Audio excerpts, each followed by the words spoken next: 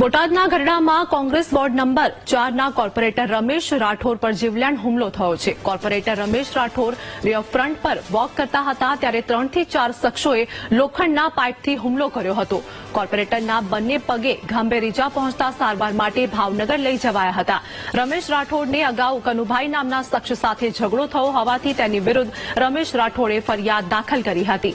તેની દાજ રાખીને 3-4 શખ્સોએ હુમલો કર્યો હોવાનું સામે આવ્યું છે। તો રમેશભાઈએ આ નિવેદન આપ્યું હતું। ગઢડા પોલીસ ઘટના સ્થળે પહોંચીને તપાસ હાથ ધરી છે।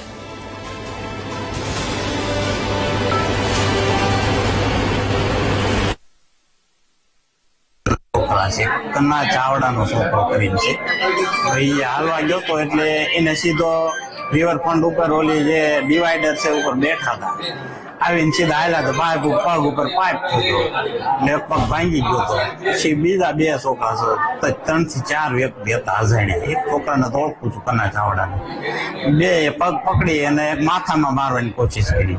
માથામાં હાથ રાખ્યો એટલે આ હાથે વાગી ગયું અને પગે વાગ્યો જ 2 ભાંગી નાખ્યા।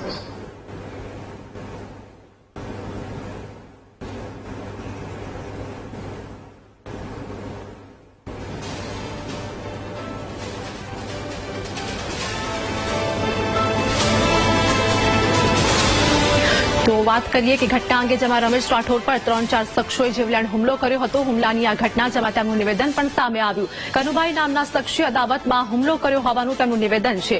ગઢડાની આ ઘટના છે। કોંગ્રેસના કોર્પોરેટર પર હુમલો થયો હતો।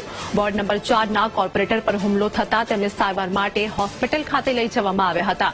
રમેશ રાઠોડ પર 3-4 શખ્સોએ હુમલો કર્યો હતો। જૂની અદાવતમાં હુમલો કર્યો હોવાનું સામે આવ્યું છે।